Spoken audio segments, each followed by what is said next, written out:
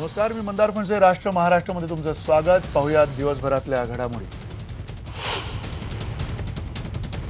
1993च्या मुंबई बॉम्बस्फोटांमधला दोषी याकूब मेमनला 30 जुलैला देणार फाशी. नागपूर सेंट्रलमध्येच चढवणार फासावर. सूत्रांची माहिती.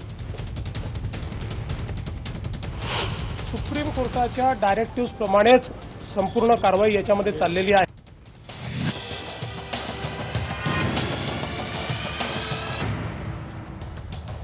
नमस्कार, बेधडकमध्ये तुमचं स्वागत. बेधडकमध्ये आज आपण चर्चा करणार आहोत पावसाळी अधिवेशनात विधिमंडळाचं जे कामकाज विरोधकांनी 3 दिवस रोखून धरलेलं आहे त्या संदर्भामध्ये. अर्थात महत्त्वाचे प्रश्न उपस्थित होत आहेत. पावसाळी अधिवेशनामध्ये विधिमंडळाचं कामकाज रोखून धरण्याची विरोधकांची रणनीती योग्य आहे का, हा सगळ्यात महत्त्वाचा प्रश्न त्यानिमित्ताने आपण चर्चेला आणतोय. हसत खेळत आंदोलन करून विरोधकांनी आत्महत्याग्रस्त शेतकऱ्यांची थट्टा केली का, हे सुद्धा त्यानिमित्तानं आपण विचारतोय. कारण सोशल नेटवर्कवरती या संदर्भामध्ये मोठी चर्चा सुरू आहे. संपूर्ण कर्जमाफीचा तिढा सभागृहातल्या चर्चेनं सोडवणं शक्य आहे का, हा सुद्धा त्यानिमित्तानं आपण जी मागणी केलेली आहे विरोधी पक्षांनी त्या संदर्भामधनं आपण पुन्हा एकदा त्याच्यावरती चर्चा करणार आहोत. आपल्यासोबत नेहमीप्रमाणे मान्यवर आहेत. स्टुडिओमध्ये राम कदम भाजपचे प्रवक्ते आपल्यासोबत आहेत. जयंत पाटील शेकापचे आमदार आणि ज्येष्ठ नेते आपल्यासोबत आहेत, ज्यांचा विधिमंडळाच्या कामकाजावरचा अनुभव सुद्धा दांडगा आहे. आणि डॉक्टर नीलम गोरे आपल्यासोबत आहेत, शिवसेनेच्या आमदार प्रवक्त्या. आणि संदीप प्रधान आपल्यासोबत आहेत, वरिष्ठ सहाय्यक संपादक लोकमतचे. अर्थात या सगळ्यांचं स्वागत आहे. या चर्चेमध्ये नेहमीप्रमाणे आपण खुली चर्चा, बेधडक चर्चा करणार आहोत. पहिला प्रश्न नीलमताई तुम्हाला विचारायचा आहे. ज्या पद्धतीनं गेले 3 दिवस वातावरण आहे विधिमंडळाच्या कामकाजाच्या संदर्भामध्ये, काय तुमच्या प्रतिक्रिया या वातावरणाच्या बाबतीत?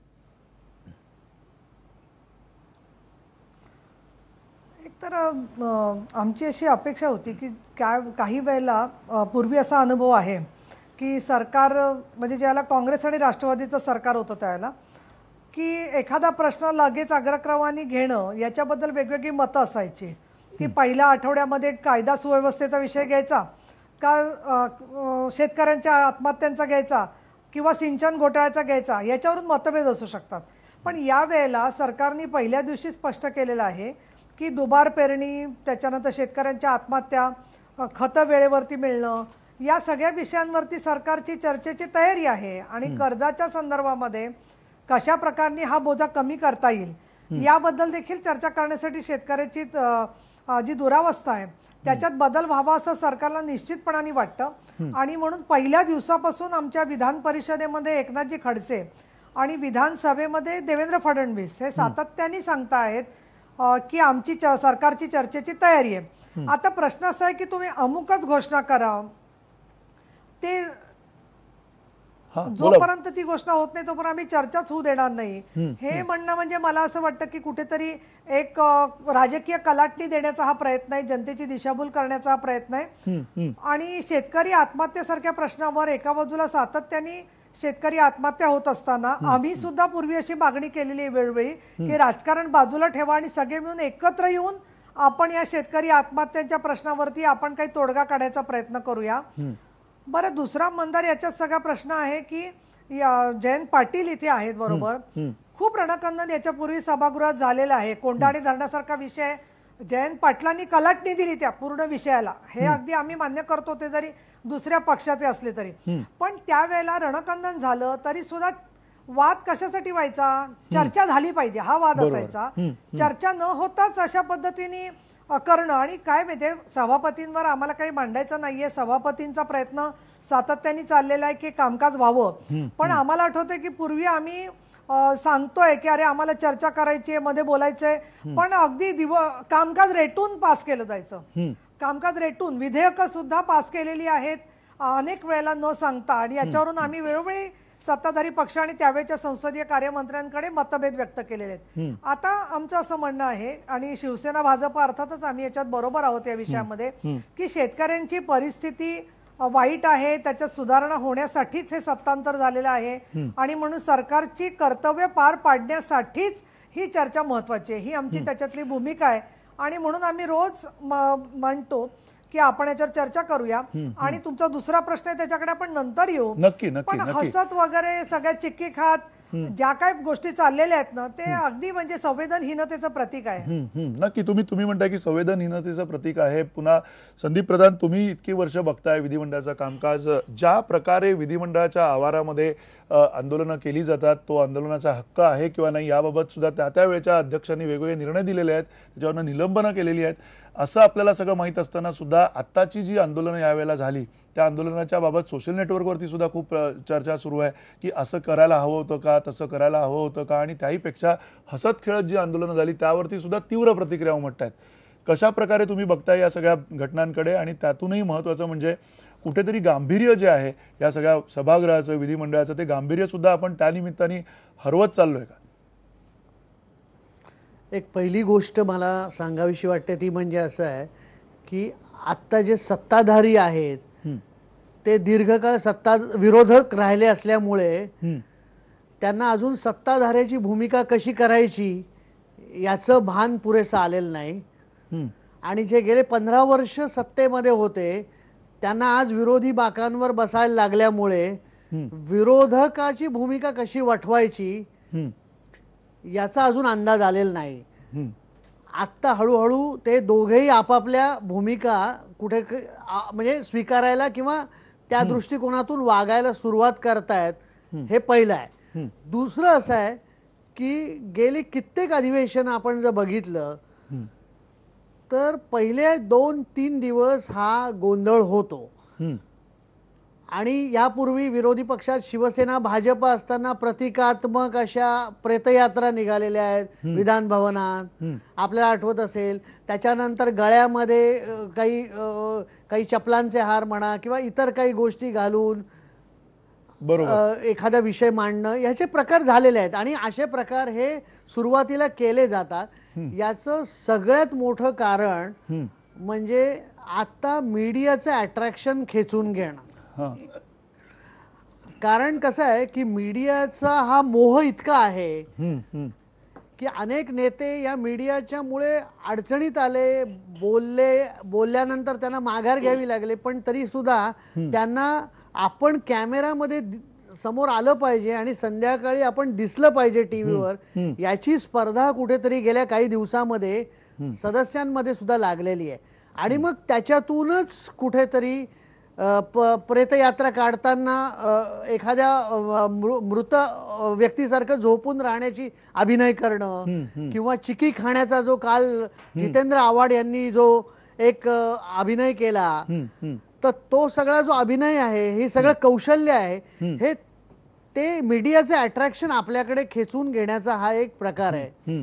आणि मला असं वाटतं की 3-4 दिवसानंतर हा उत्साह ओसरतो आणि सभागृहाचं कामकाज सुरळीत होतं. त्याप्रमाणे बहुधा उद्या सभागृहाचं कामकाज सुरळीत चालेल असं म्हणायला हरकत नाही. पण सभागृहाच्या बाहेर असलेल्या सामान्य माणसांना हे कसं वाटतं, ते हे सगळ्याकडे कसं बघतात, याचा भान अजूनही सदस्यांना काय येत नाही याचं आश्चर्य मला सुद्धा वाटतं. अच्छा, नक्की. तुम्ही म्हणता की याचं भान काय येत नाही. अगदी थोडक्यात निलमते, पुन्हा तुम्हाला हा प्रश्न विचारायचा आहे की जे संदीप प्रधान म्हणतायत ते तुम्हाला मान्य आहे का? म्हणजे ज्या पद्धतीनं कदाचित माध्यमांमध्ये येण्याची ही जी चढाओढ आहे त्यामुळे हे सगळं होतंय, हे तुम्हाला मान्य आहे का? आणि त्याहीपेक्षा महत्वाचं म्हणजे त्यामुळे हे सगळं गांभीर्य जातंय असं त्याला म्हणायला काही जागा आहे असं तुम्हाला वाटतंय का? आता काय माहितीये का, माध्यमांवर टीका करायची का नाही करायची हा एक वेगळा प्रश्न आहे. पण मी एक वस्तुस्थिती सांगते, आता थोडा मला वेळ द्या यासाठी. नाही, नक्की. कारण आज माध्यमांवरती आज ज्यावेळेला ती प्रतिरूप विधानसभा तिकडे चालवत होते त्यावेळेला तिकडे चित्रीकरण करून देऊ नये असं सुद्धा विद्यमान सरकारने सांगितलेलं आहे. माध्यमांना तिकडे रोखण्यात येत होतं. हे सुद्धा आजची घटना झाली होती.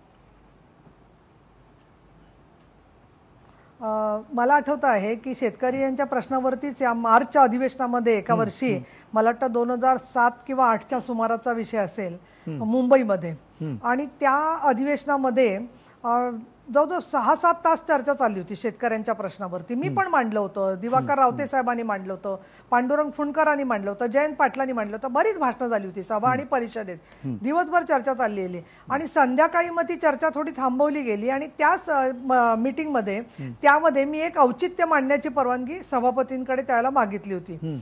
आणि ते औचित्य काय होतं तर लॅक्मेचा फॅशन शो झाला होता आणि त्याच्यामध्ये एका मुलीचं एक हे झालं होतं, वस्त्र घसरलं होतं. तर मी टाइम्समध्ये आणि नेटवर गेले तेव्हा असं मी वाचलं की जगात अनेक ठिकाणी मुद्दामून असे अपघात घडवले जातात की जेणेकरून टीआरपी मिळावा. ते वाचल्यावर मला संताप आला आणि मी औचित्य मांडलं सभागृहामध्ये की फॅशन शो साठी काही मर्यादा आणि काही बंधनं असावीत की नाहीत, त्याच्यावर चर्चा झाली पाहिजे. आणि मंदारजी, मी सांगू इच्छिते आपल्याला, आपल्या मार्फत प्रेक्षकांना सगळ्यांना, की मला खूप म्हणजे मी हे ज्या क्षणी सभागृहात मांडलं, संपूर्ण चर्चेचा रोग बदलला. वॉल स्ट्रीट जर्नल पासून, न्यूयॉर्क टाइम्स पासून सर्व इंग्रजी वर्तमानपत्र, सगळी इंग्लिश चॅनेल, सगळी मराठी वाहिन्या, म्हणजे मला सुद्धा कल्पना नव्हती की त्या लॅक्मे फॅशन वीकचा मुद्दा मांडल्यावर एवढा गोंधळ होणार आहे. बाकीचा सगळा विषय बाजूला पडला आणि त्याच्याच वरती संपूर्ण मीडियाचा रोग गळाला आणि पुढे असं मीडियाचा रोग त्याच्यावर आला. आणि सगळ्यात कहर म्हणजे मला संध्याकाळी परत तोच मीडिया विचारायला लागला की तुम्ही शेतकरी आत्महत्यावर का नाही बोलला. अरे म्हटलं आता मी काय बोलू, मी स्वतः बोलले, माझं प्रोसिडिंग आहे, एवढे आमदार बोलले, त्यांचं आल्याच नाहीत बातम्या कोणाच्या, आणि लॅक्मे फॅशन वीक वरती बोलल्यावरती एवढं त्याचं प्रचंड प्रसिद्धी झाली. आता याचा अर्थ काय दुसरा माहितीये का, की आमदारांचं हे करणं केवळ प्रसिद्धीसाठी योग्य नाहीच आहे. पण दुसरीकडे मला असं चित्र मी पाहिलेलं आहे अनेक वर्ष सभागृहामध्ये की 4 वाजल्यावर 5 वाजल्यावर सभागृहात तुम्ही किती महत्वाचं मांडलं तरी ते छापलं जात नाही. प्रिंट मीडियामध्ये येत नाही, चॅनेलवरती सुद्धा फारसं काही येत नाही, कारण सगळ्यांचं बरंचसं काम पुढे सरकलेलं असतं. त्यामुळे प्रश्न कसा होतो, आमदारांना प्रसिद्धीसाठी प्रसिद्धी नाही, पण प्रसिद्धी ही त्यांच्या अर्थातच कामाची गरज असते. आणि मग त्यामधून पायरीवरचा वगैरे जे आहे प्रकार तो अलीकडे सुरू झालेला आहे सगळा जो आहे तो. पण अनेक वेळेला पूर्वी सुद्धा आम्हाला सांगितलेलं आहे की कॅमेरे घेऊन तुम्ही पायऱ्यांच्या वरती येणार नाहीत. मग वेगवेगळे मार्ग काढले जातात, लोक बाहेर जाऊन बाईट देतात. एकदा आम्ही फाशी दिली होती कसाबला बाहेर प्रतिकात्मक, आणि असं केलं होतं. अशा गोष्टी विरोधी पक्ष करतो, पण त्याला कुठेतरी थांबून कुठे ना कुठे चर्चेची तयारी दाखवली पाहिजे. नक्की चर्चेची तयारी का दाखवली जात नाहीये याबाबत विद्याताई आपल्या सोबत आहेत. विद्या चव्हाण राष्ट्रवादी काँग्रेसचे आमदार आपल्या सोबत आहेत आणि त्यांना सुद्धा हाच प्रश्न. विद्याताई, गेले 3 दिवस कामकाजामध्ये ते ठप्प तरी आहे किंवा कामकाजामध्ये आता जे आज चर्चा सुरू होती दुष्काळाच्या संदर्भातली त्याच्यामध्ये सहभाग घेतलेला नाहीये तुमच्या पक्षाने आणि काँग्रेसने सुद्धा. येणाऱ्या 1-2 दिवसामध्ये तुमचं अशाच प्रकारचं आंदोलन बाहेर सभागृहाच्या बाहेर चालणार आहे, प्रतिरूप सभागृह तुम्ही चालवत राहणार आहात की काय नेमकी भूमिका असणार आहे? कारण एक कुठेतरी चर्चेला सोडून तुम्ही आतमध्ये सभागृहात जी चर्चा केली पाहिजे ती सोडून तुमची ही सगळी भूमिका गेल्या 3 दिवसात दिसते. नाही, आमच्यावरती तुम्ही जो आरोप करताय की आम्हाला चर्चा करायची नाही, तर हा विषय चर्चा आम्हाला करायचीच आहे. परंतु अधिवेशन सुरू व्हायच्या आदल्या दिवशी मुख्यमंत्र्यांचं जर स्टेटमेंट आपण बघितलं तर त्याच्यात त्यांनी स्पष्टपणे सांगून आधीच जाहीर करून टाकलं की आम्हाला कर्जमाफी देता येणं अशक्य आहे. म्हणजे असं त्यांनी सांगायची काही गरजच नव्हती ना. अधिवेशनाच्या आदल्या दिवशी तुम्ही जर असं सांगत असाल की मी देणारच नाही आणि अशक्यच आहे, म्हणजे याचा विचारही तुम्ही करणार नाही. तुमचे जे सगळे तुमच्या पक्षातले असतील, विरोधी पक्षातले असतील आमदार असून एकत्र चर्चा करून काही तुम्ही निर्णय घेणार का? बाबा हा प्रश्न आपल्याला कसा सोडवता येईल, सामंजस्याने कसा सोडवता येईल, याच्यावर चर्चा होऊ शकते. अधिवेशन आहे, परंतु ती कुठलीही चर्चा करण्यावरती त्यांचा विश्वास नाही. त्यांनी एखाद्या हुकुमशहाप्रमाणे डिक्लेअर करून टाकलं की याच्या कर्जमाफी आता अशक्य आहे, आम्ही देऊ शकणार नाही. मग तुम्ही टोल बंद करू शकता किंवा तुम्ही एलबीटीचा विचार करू शकता, सगळ्याचा विचार करू शकता. ज्यांच्या 15-15, 20-20 लाखाच्या गाड्या आहेत त्यांचा टोल तुम्ही माफ करू शकता. पण जो शेतकरी सतत 3 वर्ष आसमानी संकट आहे, गारपीट आहे, इतकी मोठी संकट असताना आणि कर्जमाफी शिवाय दुसरा काही पर्याय नसताना तुम्ही त्याचा विचारही करणार नाही असं जर तुम्ही आधीच जाहीर करून टाकलं तर मग आमचा पहिला मुद्दा होता की महाराष्ट्रातला शेतकरी मोठ्या प्रमाणात आत्महत्या करतोय. विदर्भातलाच नाही तर मराठवाड्यात 93 शेतकऱ्यांच्या आत्महत्या झालेल्या आहेत आणि ह्याच्यावरती दुसरा काही पर्याय नाहीये. आणि ह्याच्यावरती कर्जमाफी हे एकमेव हे असल्यामुळे त्याचा हाच मुद्दा आहे ना, अगदी त्याचा विचार व्हावा हे तुम्ही म्हणताय. विरोधक म्हणून ही तुमची भूमिका त्या अर्थाने तुमच्या दृष्टीने रणनीती असेल त्या दृष्टीने बरोबर असू शकेल. पण तरी सुद्धा पुन्हा जयंतभाई तुम्हाला हा प्रश्न आहे की ज्या पद्धतीने ही आंदोलनं सुरू आहेत, गेले 3 दिवस आपण बघतोय हसत खेळत पण आंदोलन चालू आहे, तिथे काही त्या पद्धतीचं गांभीर्य दिसत नाही. खाली आत्महत्या केलेल्या शेतकऱ्यांचे फोटो आहेत आणि वरती सगळेजण हसतायत. ही अशा प्रकारची आंदोलनं तुम्ही जी जुनी पिढी आहे त्यांनी अशा प्रकारची आंदोलनं केल्याचं आमच्या तरी बघण्यामध्ये नाही. तुम्हाला असं वाटतं की यातलं सगळं गांभीर्य हरवलेलं आहे, केवळ मीडियासाठी तोंडडिकली आंदोलनं केली जात आहेत आणि तिथे सभागृहाच्या पायऱ्यांवरती येऊन सगळं एक प्रकारचा तो सगळा जो फार्स आहे तो केला जातोय? मी संदीप प्रधानांना धन्यवाद देईन. त्यांनी वस्तुस्थिती सांप्रतची सगळी सांगितलेली आहे. संदीप प्रधाननी जे सांगितलं की आज मीडियाकडे येण्याचा ओघ होतोय. आम्ही मंडळी चळवळीतले आहोत, विद्याताई पण चळवळीतल्या आहेत. आम्ही असं काय मीडिया आपल्या मागे धावली पाहिजे असं वागणारा आणि त्या चळवळीतून वाढलेला मी कार्यकर्ता आहे. बातमी ही आपण द्यायची नाही, बातमी ही आपण तयार करायची आणि ती लोकांनी घेतली पाहिजे. या भूमिकेतून आम्ही काम करतोय. आज जे त्यांनी मुद्दा मांडला ती खरी गोष्ट आहे. विधिमंडळामध्ये काही एक पथ्य पाळायला पाहिजे आणि जे आंदोलन आहेत आंदोलन करताना आपण काही पथ्य पाळली पाहिजे, त्याचं गांभीर्य ठेवलं पाहिजे. आज काही खटकत असेल त्यावर सत्ताधारी पक्षाची पण जबाबदारी आहे की या ठिकाणी विधिमंडळातले सदस्य तिकडे पायऱ्यावर येणार नाहीत, सभागृहात कसे राहतील याच्यासाठी त्यांनी त्या ठिकाणी प्रयत्न केला पाहिजे. संसदीय कार्यमंत्र्यांनी त्याला योग्य भूमिका बजावली पाहिजे.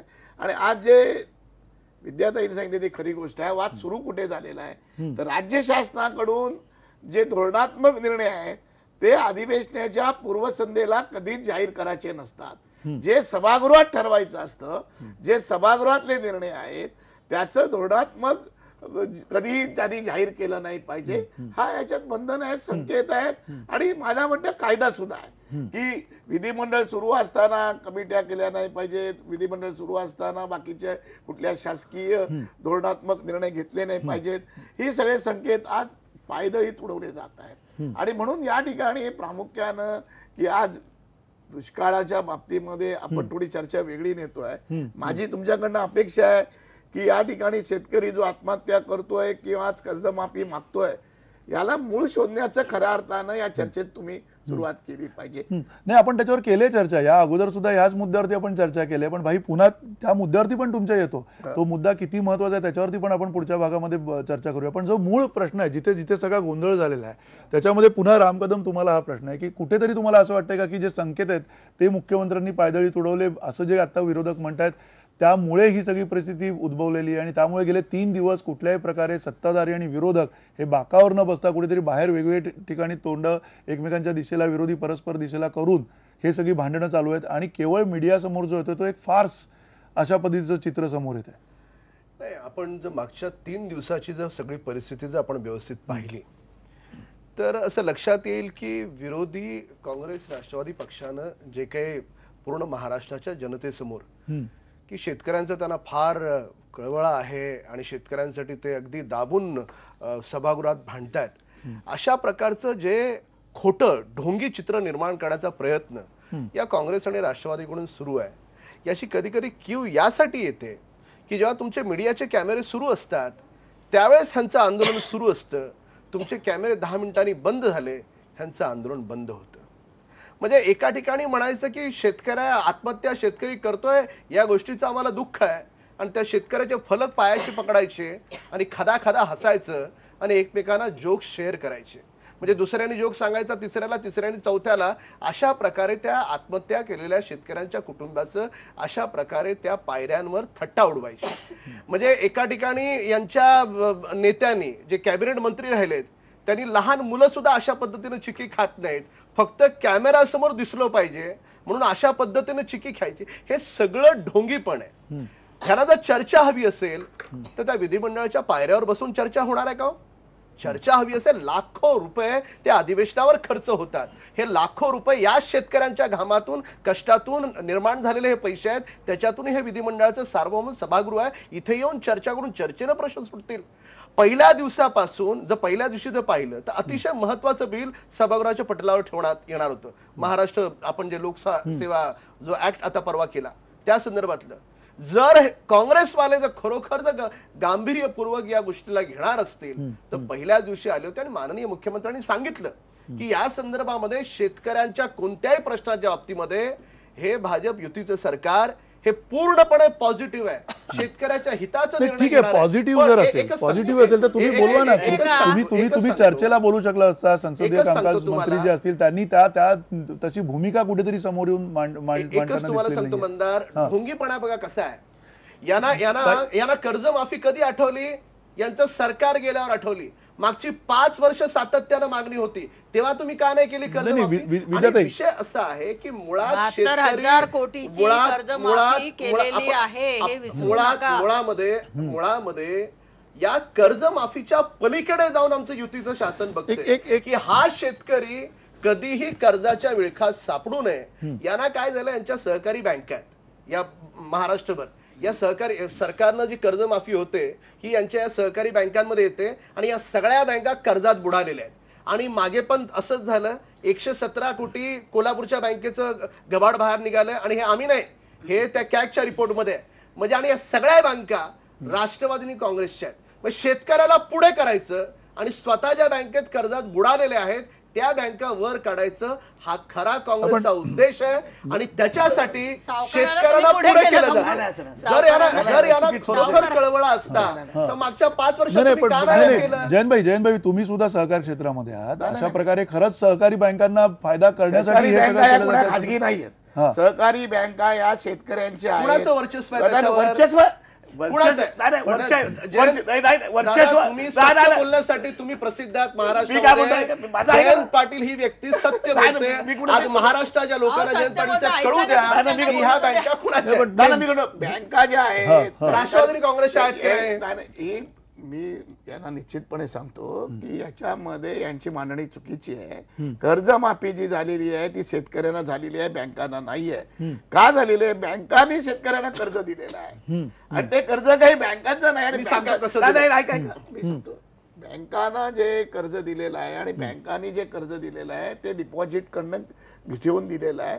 डिपॉझिट कोणाचं आहे तर शेतकऱ्यांचं आणि पेन्शन लोकांचं आहे. भांडवलदार कधी बँकेत पैसे ठेवत नाही, पैसेवाला कधी बँकेत पैसे ठेवत नाही. गरीब माणूस त्या व्याजावर जगून पुढली दिनचर्या चालवावी म्हणून करतो. म्हणजे विषय वेगळीकडे जाईल. 117 कोटी कोल्हापूरचा ते म्हणतात घोटाळा आहे घोटाळा. घोटाळा म्हणजे कर्ज त्यांनी उचललं नव्हतं आणि त्यांना दिलं, त्यांना काढलं. नाही मूळ मुद्दा एक बँक नाही, अशा अनेक बँका ज्याच्यामध्ये गडबडी आहेत. पण म्हणून काय तो कर्जमाफी करायचीच नाही असं आहे का राम कदम? चुकीचं कोल्हापूर महाराष्ट्राच्या सगळ्या कर्जमाफी करायची का? सावकारांची कर्जमाफी केली. मी सांगतो माझ्या बँकेमध्ये पण 20-25 प्रकरणं ऑडिटरनी नाकारलेली आहेत की असं नाहीये. प्रत्येक बँकेमध्ये केली पण यात घोटाळा नाहीये. मी काय म्हणतो तसं एक घोटाळा आहे की नाही? 50 लाख रुपये 50 लाखाची कर्जमाफी नाहीये. 50 लाख रुपयाची कर्जमाफी शेतकऱ्यांना राम कदम आपण कर्जमाफी आहे. पीक लोन देतो त्याची कर्जमाफी आहे. 50 लाख रुपये पीक लोन दिलं जातं. असं नका करू. काय महाराष्ट्र सगळा बघतोय, महाराष्ट्र बघतोय. म्हणजे सहकार चळवळीमध्ये 4-2 लोकांनी बघा तुमचे ज्या पद्धतीने प्रत्येक क्षेत्रामध्ये 1-2 लोक खराब असतात, 4-5 लोकांनी जर सहकार चळवळीमध्ये कुठे गडबड घोटाळा केला असेल म्हणून संपूर्ण चळवळच ती वाईट आहे असं बोलणं. आपण सहकारी बँकांचा इतिहास आणि इतिहास आपण बघूया. एक छोटासा एक मिनिट राम कदम एक मिनिट वेळ, एक छोटासा ब्रेक घेऊयात आपण. या ब्रेकमध्ये चर्चेमध्ये आणखीन जो महत्वाचा मुद्दा आहे तो संपूर्ण कर्जमाफीचा आहे. पण त्या संपूर्ण कर्जमाफी मागे जो विरोध आणि त्या विरोधाचं कारण राम कदम यांनी दिलेलं आहे त्या कारणावरती आपण पुन्हा एकदा अधिक विस्ताराने चर्चा करूयात ब्रेक नंतर.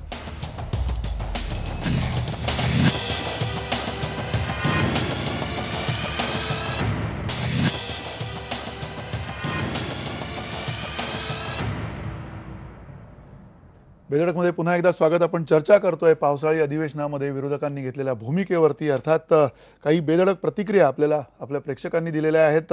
विशाल सोरटे म्हणतात, हसत खेळत आंदोलनं करणं म्हणजे एक प्रकारचं शेतकऱ्यांच्या जखमेवर मीठ चोळण्यासारखं आहे. राजेंद्र निकम म्हणतात, या सरकारनं शेतकऱ्यांचा विश्वासघात केलाय. शेतकऱ्यांच्या हक्कांसाठी विरोधकांची रणनीती योग्यच आहे.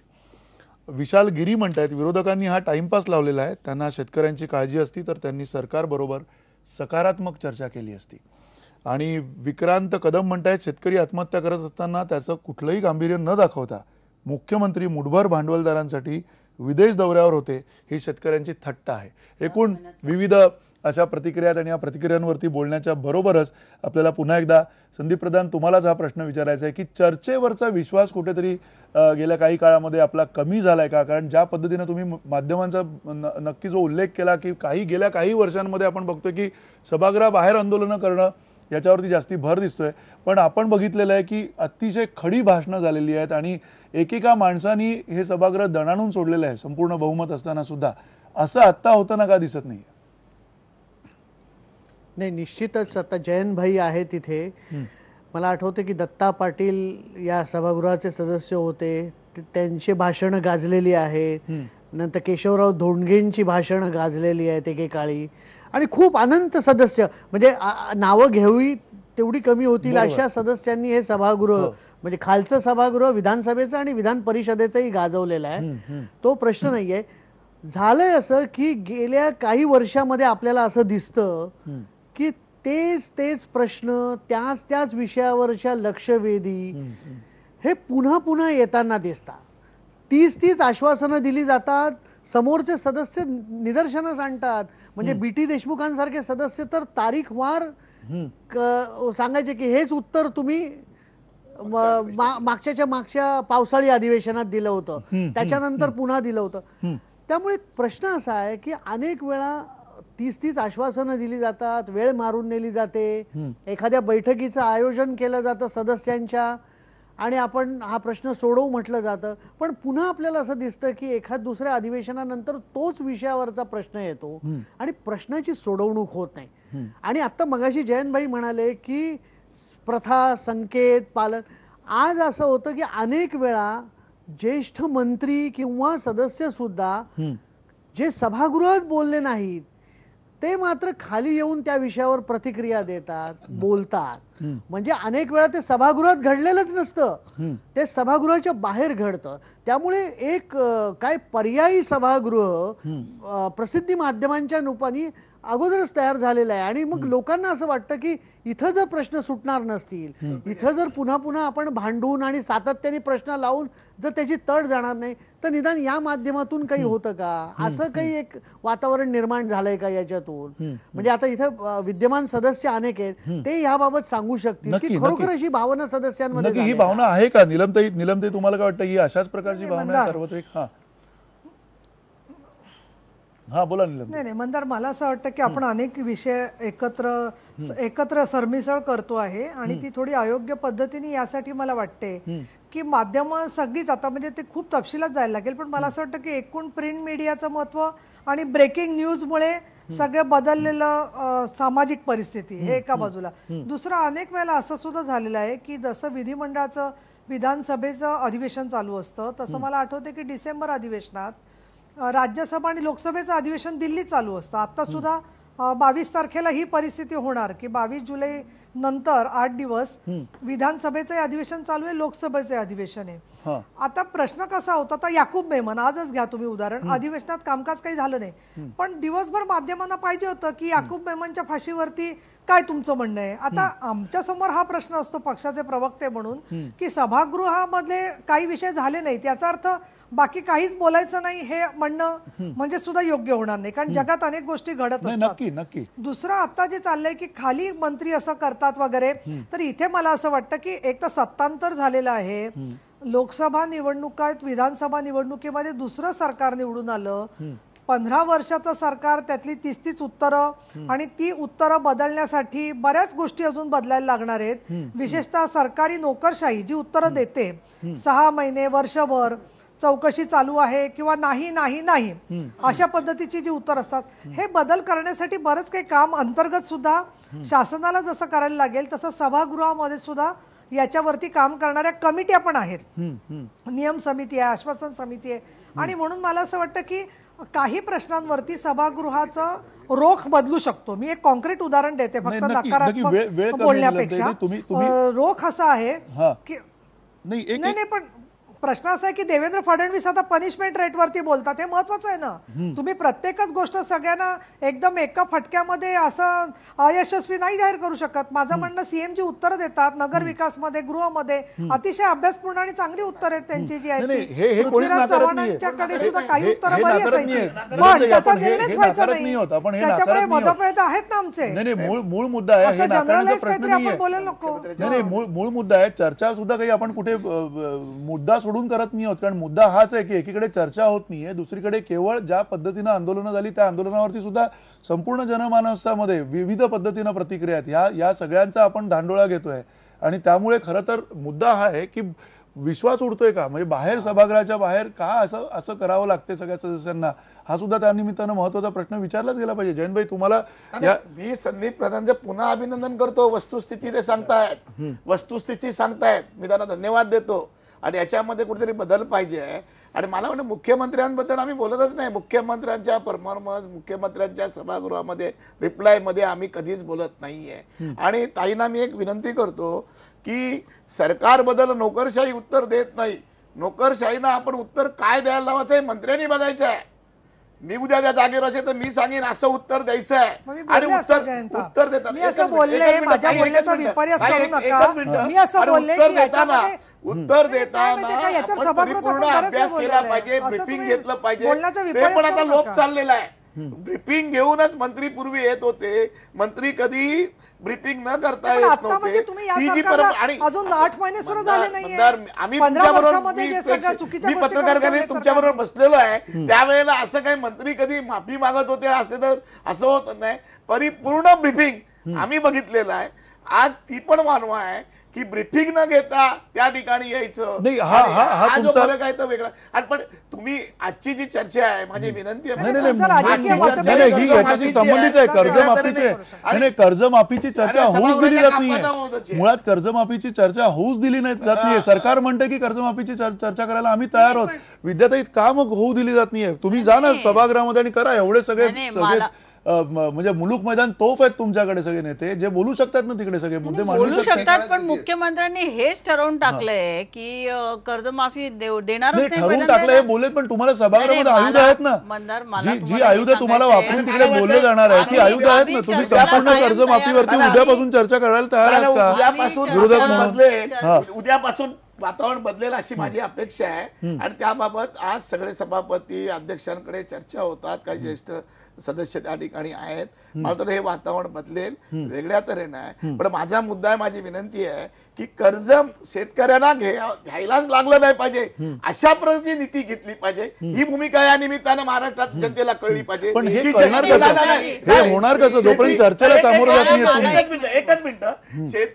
शेती हा उद्योग म्हणून तुम्ही ग्राह्य जोपर्यंत धरत नाही आहात तोपर्यंत हे कालचक्र चालूच राहणार आहे. शेतीला उद्योगाचा दर्जा दिला पाहिजे आणि त्याप्रमाणे त्यांनी उत्पादन केलेला माल त्याला योग्य भाव मिळाला पाहिजे. आणि त्यावर होणारा खर्च हा गृहीत धरून त्या ठिकाणी त्यातलं नियोजन असलं पाहिजे. आणि त्याबाबतची नीती त्या ठिकाणी येईल अशी आमची अपेक्षा होती या नवीन सरकारमध्ये. त्याची चर्चा या ठिकाणी झाली पाहिजे. मला वाटतं उद्या सभागृहात चर्चा करायला मिळाली. आम्ही त्याच्यावर बोलायला मी मागतोय की या ठिकाणी कर्ज घेतलं. एखादा उद्योग आहे, माझे उद्योग आहेत मंदार, तर मी एखाद्या उद्योगासाठी कर्ज घेतलं, 5 वर्षांनी फेडलं की ते पुन्हा कर्ज घ्यावं लागत नाहीये. की त्या कर्जातूनच घेतलेल्या कर्जातून मी सगळं नील झाल्यानंतर तो उद्योग चालतो. या 50-60 वर्षात 100 वर्षामध्ये शेतकऱ्यांचा उद्योग कधीच पुन्हा त्याला कर्जाला सामोरं जावं लागलं. आणि एक साधा मुद्दा आहे विद्याताई, एक साधा मुद्दा आहे की आता एकीकडे दुबार पेरणीची सगळी परिस्थिती आहे संपूर्ण राज्यभरामध्ये. अर्धा त्याच्यासाठी धान्य नाहीये, त्याच्यासाठी पैसे नाहीये, बियाणं आहे तर त्याचा सगळा वेळ निघून गेलेला आहे त्या बियाण्याच्या पेरणीसाठी. मंदारजी की गारपीट झाली, सतत 3 वर्ष दुष्काळाला सामोरं जायला लागल्यानंतर शेतकऱ्याकडे चर्चा का करत नाही जाऊन? तुम्ही चर्चा का करत नाही? चर्चा जर का याच्यात नेमकं काय केलं पाहिजे? तुमच्यामध्ये सुद्धा अनुभवी माणसं आहेत, तुमच्या विरोधकांमध्ये सुद्धा अनुभवी माणसं आहेत शेतीच्या संदर्भामध्ये. कामकाजच होऊ द्यायचं नाही असं जे काय चालू आहे. त्यावेळेला पार्लमेंट ज्या वेळेला या सभागृहात त्याचं आश्वासन मिळत नाही, चर्चेला पूरक अशी त्या ठिकाणी चर्चा वातावरण केलं पाहिजे. ही सत्ताधारी पक्षाची जबाबदारी आहे. आपण ब्रिटिश पार्लमेंटचा आदर्श घेऊन हे राज्यघटना तयार केली आणि ब्रिटिश पार्लमेंटचे उतारे आपल्याला ऐकावं लागेल. नाही बोलू आपण सगळेजण बोलू. राम कदम, तुम्ही चर्चेचं वातावरण पूरक वातावरण तयार करत नाहीत असं म्हणतात. मी जाहीरपणे जयंत पाटील ज्येष्ठ नेते त्यांचे आणि नीलम त्यांचे आभार मानून त्यांनी जाहीरपणे मान्य केलं माननीय मुख्यमंत्री अभ्यासपूर्ण पद्धतीने उत्तर देत मुद्दा असा आहे की वातावरण करताय का? तेच सांगतो तुम्हाला की माननीय संसदीय मंत्री कामकाज मंत्री प्रकाश मेहताजी कितीदा काँग्रेसकडे राष्ट्रवादीकडे आले सांगा बरं जयंत पाटील साहेब? दिवसातून कमीत कमी 4-4, 5-5 वेळा आले. चला आपण अध्यक्षांबरोबर बसू, मुख्यमंत्र्यांबरोबर बसू. यांना कॉलेजचा कट्टा त्या विधानसभागृहाच्या पायऱ्यांवर या काँग्रेसवाल्यांनी निर्माण केलाय, त्या पायऱ्यांवर चर्चा करायची. संसदीय कामकाज मंत्री प्रकाश मेहता साहेब वारंवार जात आहेत, मीडियाच्या कॅमेरा समोर आहे, चला आपण चर्चा करू. यांना चर्चाच करायची नाही, शेतकऱ्याच्या नावावर राजकारण करायचंय. तुमचे कॅमेरे सुरू झाले, त्यांचं आंदोलन सुरू होतं, तुमचे कॅमेरे बंद झाले, यांचं आंदोलन बंद होतं. ही अशी होणार आहे चर्चा? हे दोन वेळा तेच बोलले की आम्ही कॅमेऱ्यासाठी आंदोलन केलेलं नाही. तुम्ही जे वारंवार दाखवताय की तुम्ही प्रसिद्धीसाठी आंदोलन केलंय किंवा तुम्ही शेतकऱ्यांच्या आत्महत्याचा सिरियस विषय आणि तुम्ही सगळे हसतायत, हे सगळं आमच्याविषयी चुकीचं अगदी सोयीस्करपणे पसरवलेलं आहे. एक मिनिट जरा थांबा ना. आता तुम्हाला तुमचे देवेंद्र फडणवीस जेव्हा विरोधी पक्षामध्ये होते त्यावेळेस ते म्हणत होते की 7/12चा उतारा कोरा करू, कर्जमाफी देऊ, 302 चे गुन्हे लावू, हे सगळं ते म्हणत होते. म्हणून लोकांनी त्यांना निवडून दिलं आणि ते सत्तेवर बसले. मग ते सत्तेवर बसल्यानंतर त्यांनी काहीतरी शेतकऱ्यांसाठी केलं पाहिजे. पण शेतकऱ्यांसाठी मी काहीच करणार नाही, कर्जमाफी मी करणार नाही. भलतेच विषय जर तुम्ही कर्जमाफी हा जो मुद्दा आहे तुमचा, जे जयंतभाई म्हणले ना, विद्याताई जे जयंतभाई म्हणतात, तुम्ही सगळ्या विविध विरोधकांची वेगवेगळी मतं असू शकतात ना. तुम्ही सभागृहाच्या पटलावरती जात नाही आहात, तिथे विचार करत नाही आहात, तिथे संपूर्ण सभागृहाची मतं घेत नाही आहात. तुमची एकच मागणी आहे की तुम्ही कर्जमाफी करून टाका. शेतकऱ्यांच्या विषयावरती चर्चा झाली पाहिजे ही मागणी आहे, ही सुद्धा मान्य केली जात नाही. निलमताई एक मिनिट, कदाचित एवढा मोठा भ्रष्टाचार झालाय, एवढा मोठा चिकीचा भ्रष्टाचार झालाय, एवढे मोठे घोटाळे झाले, त्यांनी काय सांगितलं होतं? पण ते बोलत नाही, आम्ही बोलू त्याच्यामध्ये, त्याच्यावरती ते उत्तर द्यायला तयार आहेत. एकनाथ खडसे पण म्हटलेलं आहे घोटाळ्यांवरती चर्चा होऊ द्या ना. नाही, घोटाळ्यांवरती सुद्धा चर्चा होऊ देत ना, चर्चा होण्याच्यासाठी. कुठे कोणाला क्लीन चिट दिली? चर्चा झाली अहो, पाहिजे. काँग्रेस आणि राष्ट्रवादीवाले कसे खोटं बोलतात बघा.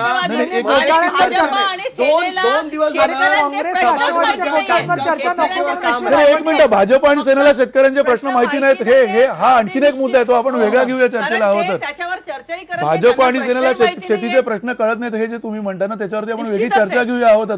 तो विषयांतर होईल. पण पुन्हा मंदार, हे बघा, जे विद्यार्थी 2 दिवस झालं कामकाज मी आणलं या ठिकाणी, मला माहित होतं की काँग्रेस राष्ट्रवादीवाले असेच आरोप करणार.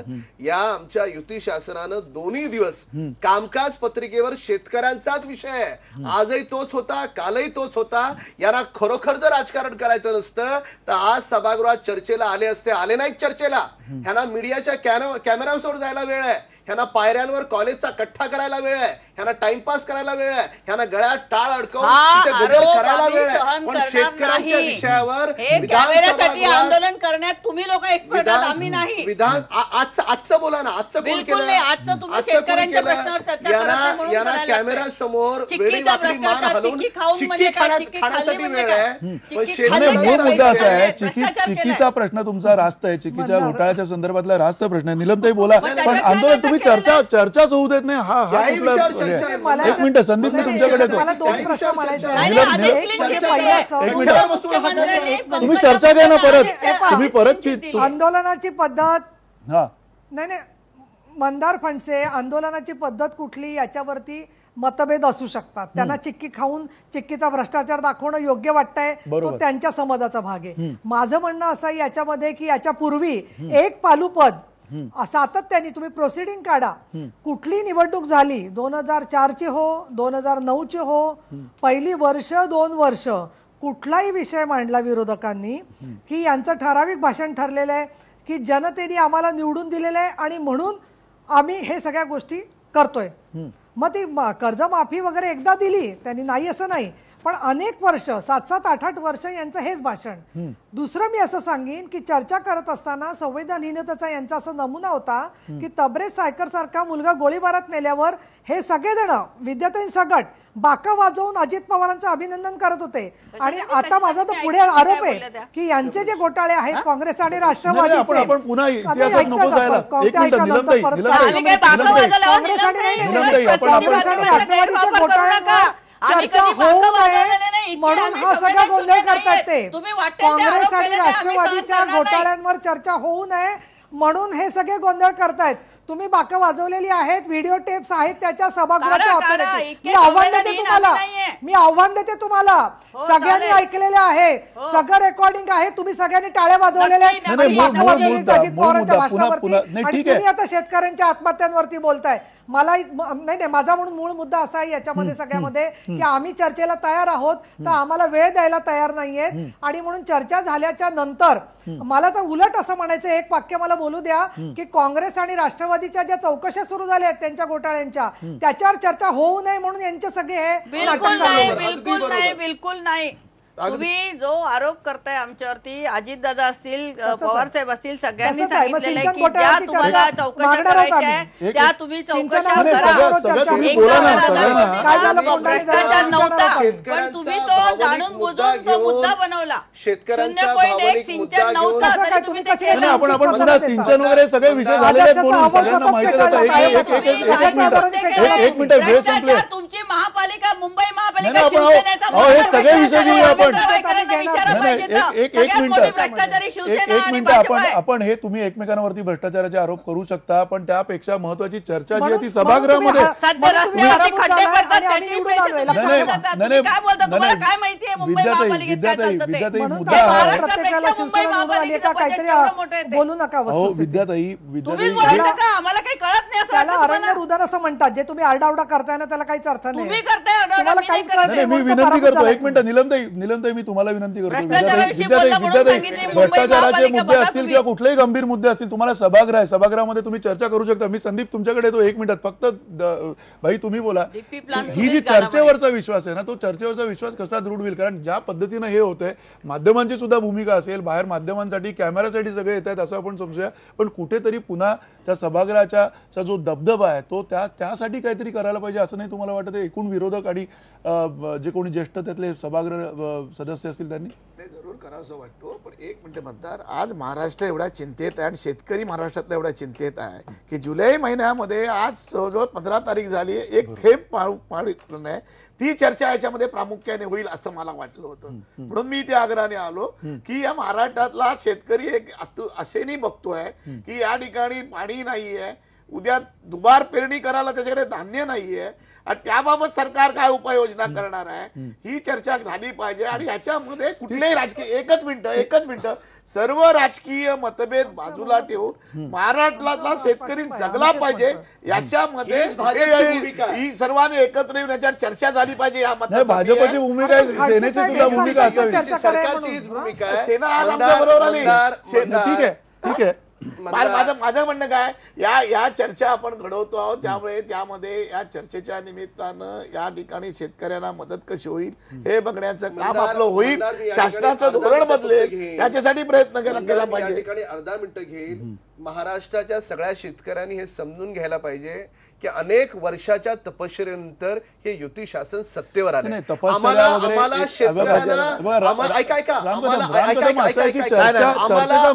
चर्चेसाठी वातावरण निर्माण करा,